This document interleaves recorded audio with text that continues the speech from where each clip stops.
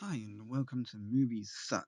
And today I am reviewing Charlie's Angels. No, not the Charlie's Angels that had beautiful, intelligent women who fought crime and were the pinnacle of feminism before women started believing they could be men of the 1970s.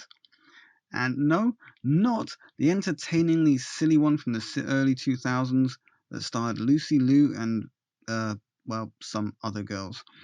These movies were a long way from taking themselves seriously, so we could believe that a little girl could beat up a big guy.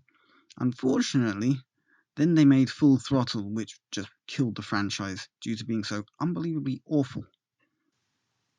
And so, we come to the latest offering from Elizabeth Banks, who directed, produced, and wrote the screenplay, which handily means that there is only one person that is to blame for the resulting mess that manages to be extremely woke in all the worst possible ways. You think up a typical SJW trope, and this movie doesn't only have it, it showcases it. It's as if we should all be cheering and throwing our money at the screen in gratitude that they decide to grace us with their prejudiced, bigoted hatred of what made the West the greatest cultural centre on the planet.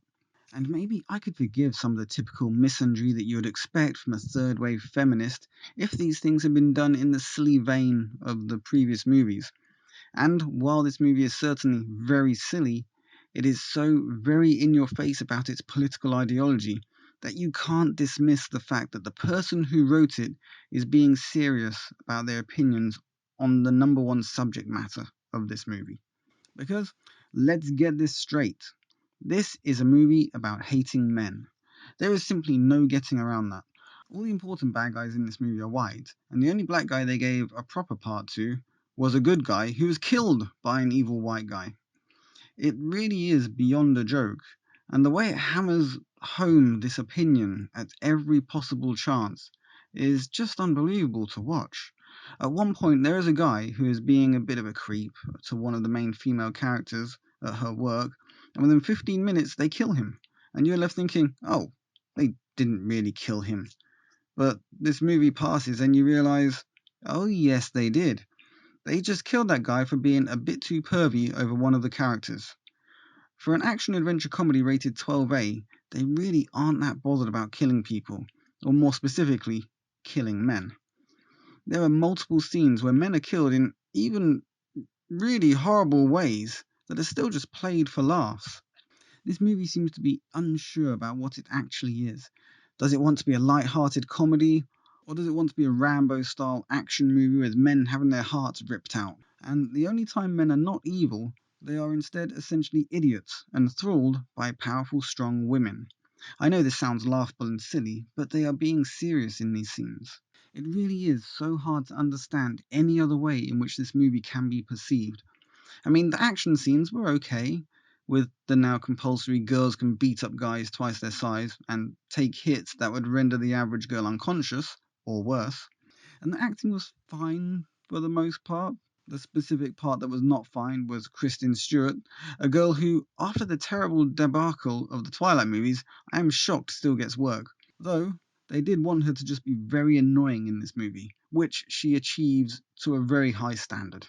There really is no point in even telling you about the story because the story is simply a way of getting to the point, where they can show men as being evil and bad and untrustworthy, or at best idiots under the thrall of hot, powerful women. And I like Elizabeth Banks in many of the roles I've seen her in. She's a likable, funny, talented girl, but if this is an example of her political views, then I am glad that it is unlikely that anyone will be giving her this much creative control again for quite a while. Because if there is one thing we don't need, it is some man hating misandrist running around trying to make out as if all men are bad unless they're dumb. There really was just no call to reboot this franchise.